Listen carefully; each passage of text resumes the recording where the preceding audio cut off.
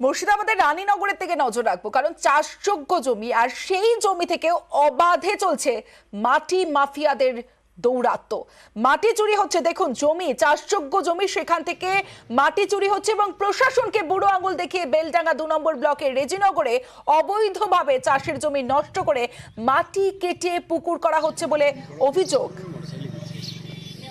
যে ছবি আপনারা দেখছেন, বেলডাঙ্গা 2 নম্বর ব্লকের রেজিনগরে অবৈধভাবে এইভাবেই চাষের জমি আর সেই চাষের জমি থেকে মাটি মাফিয়াদের দৌরাত্ম্য, মাটি চুরি হচ্ছে। সরাসরি চলে যাব, প্রণব বন্দ্যোপাধ্যায় রয়েছে আমার সঙ্গে, প্রণবের সঙ্গে কথা বলবো। প্রণব, প্রথমেই জানতে চাইবো যে এই মাটি চুরি করা হচ্ছে, এই কাজ, এই কারবার কতদিন ধরে চলছে এলাকায়? দেখো, দীর্ঘদিন ধরেই চলছে, কিন্তু এই মাটি মাফিয়ারা এতটাই শক্তিশালী যে যে কৃষকদের জমিতে আর কি তারা মনে করছে তারা কিন্তু সেটা নিয়ে নিচ্ছে এবং কৃষকরা মুখ খুলতে ভয় পাচ্ছে। এবং মাঝখানে, মাঠের মাঝখানে একটি জমি নিয়ে তারা পুরো মাটি তুলে নিচ্ছে এবং সেই জায়গাটা পুকুর হয়ে যাচ্ছে। তার ফলে পাশের যে সমস্ত চাষযোগ্য জমি সেগুলো কিন্তু নষ্ট হয়ে যাচ্ছে এবং তখন বাধ্য হয়ে এই কৃষকরা কিন্তু এই মাটিওয়ালাদেরকে তখন তাদের মাটি কাটতে দিতে বাধ্য হচ্ছে এবং তারা বিভিন্ন জায়গাতে প্রতিবাদ করেছে, কিন্তু কোনো রকম সদুত্তর পায়নি। সবচেয়ে বড় ব্যাপার, রেজিনগর থানা থেকে আরম্ভ করে ভূমি সংস্কার অধিকারী যে যারা আছে, আধিকারিকরা আছেন, তারাও কিন্তু বিষয়টা জানে। এবং সবচেয়ে বড় ব্যাপারে এই তোমার প্রতিদিন কয়েকশো তোমার ট্রাক্টর করে মাটি ভরে নিয়ে যাচ্ছে গ্রামের উপর দিয়ে। এই জায়গা থেকে জানতে চাইবো যে প্রত্যেকে জানে, স্থানীয়রা অভিযোগ করেছেন, কিন্তু তারপরেও এই মাটি মাফিয়া দৌরাত্ম্য বন্ধ হচ্ছে না কেন? এর পিছনে কারা রয়েছেন? কে এই অবৈধ কাজের সঙ্গে যুক্ত?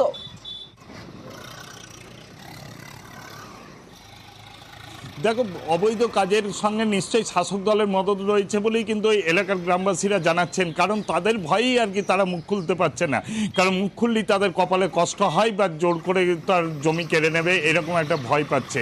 এবং এই ব্যাপারে কিন্তু যদিও তৃণমূলের যিনি নেতা রয়েছেন আতাউর রহমান, যিনি প্রাক্তন ব্লক সভাপতি, তিনি কিন্তু অস্বীকার করেছেন যে শাসক দলের সঙ্গে কোনো রকম যোগাযোগ নেই। এই মাটি মাফিয়ারা কিন্তু কেউ নির্দিষ্ট নাই, এরা কিন্তু প্রতিটা দলকেই যে নেতৃত্বরা রয়েছে তাদেরকে টাকা দেয়, দিয়ে সাধারণ যে কৃষক রয়েছে তাদের জমিকে অল্প দামে নিয়ে এইভাবে মাটি কারবার করছে এবং কৃষি জমি, যে সমস্ত জমি রয়েছে সেই সমস্ত জমিকে বিঘের পর বিঘে কিন্তু নষ্ট করছে বলে অভিযোগ। যাদের এই জমি, চাষযোগ্য জমি, মাটি চুরি হচ্ছে, তারা সেই জমির মালিকরা, তারা কি বলছেন? তাদের কি বক্তব্য?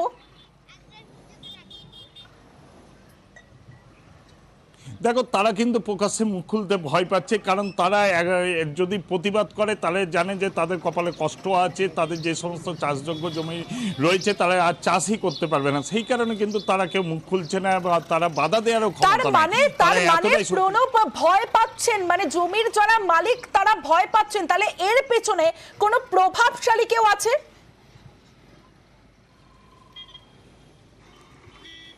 অবশ্যই সমস্ত জায়গাতে এই মুর্শিদাবাদ জুড়ে তোমার মাটি মাফিয়াদের দৌরাত্ম্য কিন্তু ব্যাপকভাবে চলছে এবং তাদেরকে প্রত্যক্ষভাবে মদত দিচ্ছে শাসক দলের এক শ্রেণীর নেতৃত্বরা।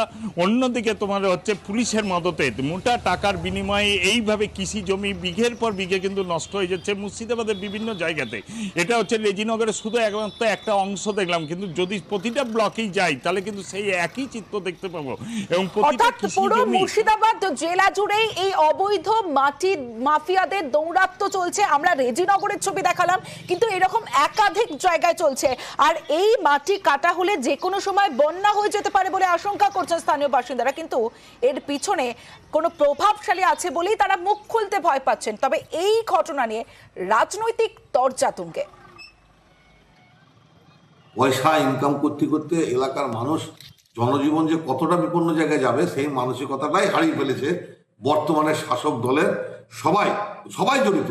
নাহলে রাতের অন্ধকার, দিনের বেলায় এইসব লুকোচুরি মাটি কাটা হয় কি করে? মাটি কাটার পয়সা ভাটানালা মালিকরা দিয়েছে বলে এই তো নয়।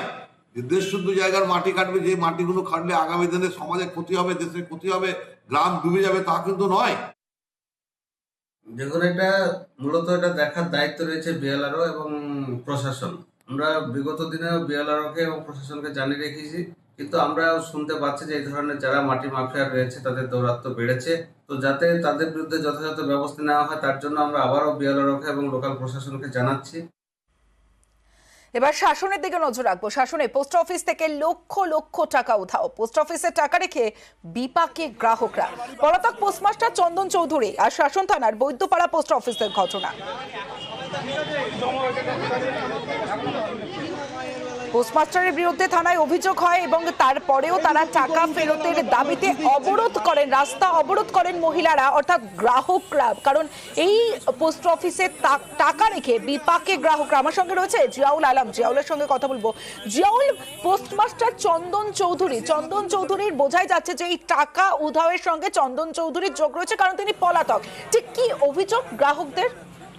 দেখো, প্রায় শপাথে গ্রাহকের দাবি যে এই যে শাসন থানার বৈদ্যপুর পোস্ট অফিস রয়েছে, সেখানে গ্রাহকরা বছরের পর বছর কষ্টের টাকা, কেউ মেয়ের বিয়ে দিবে সেই টাকা গচ্ছিত করে রেখেছে, কেউ বাড়ি করবে সেখানেও টাকা রেখেছে এবং সেই টাকা প্রায় কয়েক লক্ষ লক্ষ টাকা সেখানে রেখেছে। বছর 5 ধরে তারা জমা দিচ্ছেন, কিন্তু সেই টাকা কোনো রকম ভাবে জমা হচ্ছেন না। পরে পুরো টাকাটাই তিনি এই পোস্টমাস্টার তিনি আত্মসাৎ করেছেন এবং যখনই এই গ্রাহকরা প্রায় বছর খানেক ধরে তাকে চাপ দিচ্ছেন সে টাকা কোথায় গেল, টাকা পাচ্ছেন না, টাকা তোলার জন্য যখন তারা এসছেন কিন্তু তুলতে পারছেন না, তখন সেই গ্রাহক একেবারে এই পোস্টমাস্টার সেখান থেকে উধাও হয়ে যায়। ফলে বছর দেড়েক ধরে তারা এখানে এদরে ওদরে ঘুরছে, কিন্তু কোনো অভিযোগ, একাধিকবার অভিযোগ করেছে কিন্তু কোনো ফল না হয়।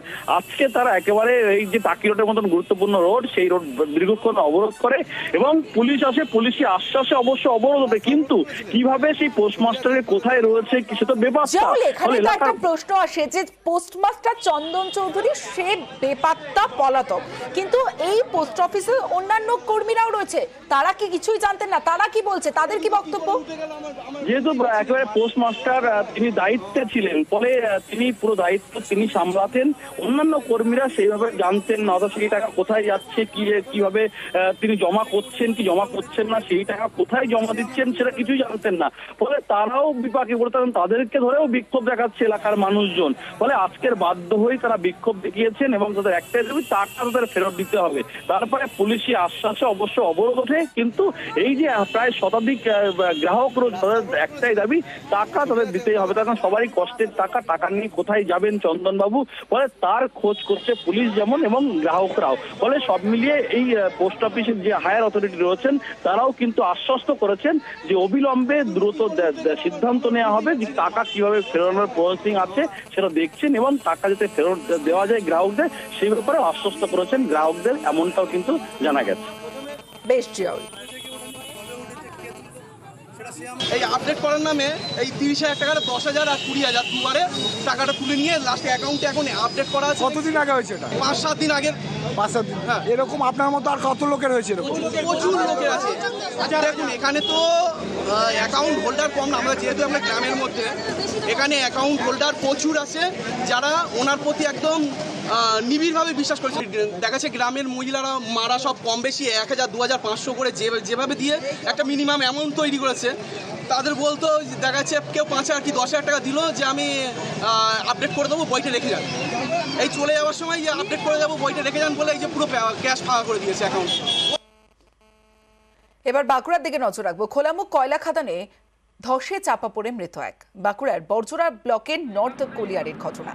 মৃতের নাম কার্তিক বাউরি। ঠিক কিভাবে এই মৃত্যু জানবো, প্রিয়ব্রত রয়েছে আমার সঙ্গে। প্রিয়ব্রত, দেখো, বাঁকুড়ার বরজোড়ার যে খোলামুখ কয়লা খনি রয়েছে, নর্থ ব্লক খোলামুখ কয়লা খনি, সেখানে রাজ্য সরকারের পাওয়ার ডেভেলপমেন্ট কর্পোরেশন তাদের কয়লা উত্তোলন শেষ হয়ে গেছে এবং তারা সেই খোলামুখ কয়লা খনি ছেড়ে চলে যায়নি, কিন্তু এই খোলামুখ কয়লা খনি পরিত্যক্ত অবস্থায় পড়ে রয়েছে এবং স্থানীয় মানুষজন যারা শ্রমিক রয়েছে তারা কিন্তু প্রতিদিনই নিয়ম করে এই খোলামুখ কয়লা খনিতে যান এবং যে পড়ে থাকা কয়লা রয়েছে, যেগুলো পরিত্যক্ত কয়লা খনিতে যারা উত্তোলন করেছিলেন তারা নিয়ে যায়নি, সেই সব কয়লা জোগাড় করেন এবং নিচে বিক্রি করেন। এইটাই তাদের জীবিকা এবং সেই কয়লা খনিতেই আজ কিন্তু ভোর বেলাতে কিন্তু কয়লা উত্তোলন করতে গিয়েছিলেন মালিয়ারা গ্রামের বছর 36-এর কার্তিক বাউরি সহ আরো বেশ কয়েকজন। সেই সময় কয়লা খনির ছাদ, সেই মাটির ছাদ ধসে পড়ে এবং কার্তিক বাউরির উপরে ধসে পড়ে এবং তারপর সেখান থেকে যারা আরো তার সঙ্গে গিয়েছিলেন তারা পালিয়ে যায় এবং বরজোড়া থানায় খবর যায়। বরজোড়া থানার পুলিশ যে সেখান থেকে উদ্ধার করে এই মৃতদেহ নিয়ে আসা হয় বাঁকুড়া সম্মিলনী মেডিকেল কলেজ হাসপাতালে ময়নাতদন্তের জন্য।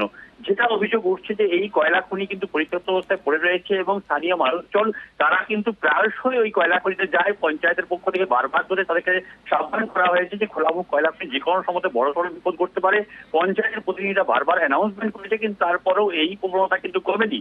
আর সেখানেই কিন্তু প্রশ্নচিহ্ন উঠছে, তাহলে প্রশাসন বা পুলিশের ভূমিকা কি, সেটা নিয়েই প্রশ্ন তুলেছে। কিন্তু বিজেপি নেতৃত্ব তারা দাবি করছে খোলামুখ কয়লা খনি থেকে বারবার ধরে এই ধরনের দুর্ঘটনা ঘটছে, কিন্তু প্রশাসনের তরফ থেকে কোনো রকম ব্যবস্থা নেওয়া হচ্ছে না। বেশ, প্রিয়ব্রত।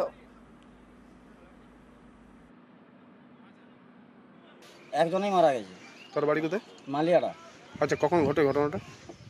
সকাল 6টা, 6:30। এরকম দুর্ঘটনা প্রায় বলতে আগে হয়েছিল, আর এই খাদানটাতে আবার এই যে আজকে প্রথম হলো। সতর্ক বার্তা দেওয়া সত্ত্বেও বারবার প্রশাসনিকভাবে আমাদের পক্ষ থেকেও কোলেরি কর্তৃপক্ষ থেকেও বারবার নিষেধ করা সত্ত্বেও বেআইনিভাবে এরা কয়লা এইভাবে বের করতে যায় জীবনের ঝুঁকি নিয়ে। সেই ঝুঁকি নিয়ে কয়লা বের করতে এসে উপর থেকে ধস ছেড়ে যেয়ে চাপা পড়ে। বাকি যারা থাকে তারা ভয়ে ছুটে চলে যায়। একজন কার্তিক বাউরি, বাবার নাম নবীন বাউরি, মালিয়াড়ায় বাড়ি। ওরা ছিল কতজন সেটা দেখি নাই, কিন্তু আমরা খবর পেলাম যে একসাথে 4-5 জন ছিল, বাকিরা সব চলে গেছে। শাসক দলের নেতা নেত্রীরা সেখান থেকে প্রচুর টাকার মুনাফা করছে এবং প্রচুর টাকা বেআইনিভাবে সেখান থেকে কয়লা উত্তোলন করছে। আজকে ঘুঘুর বাসাতে পরিণত হয়েছে এই কয়লা খনিগুলি। বর্জরাতে সাধারণ মানুষের কোনো নিরাপত্তা নেই। তারা আজকে গিনিপিকের মতো আচরণ করা হচ্ছে, গিনিপিকের মতো ব্যবহার করা হচ্ছে সাধারণ মানুষকে, তাই অকালে প্রাণ যাচ্ছে।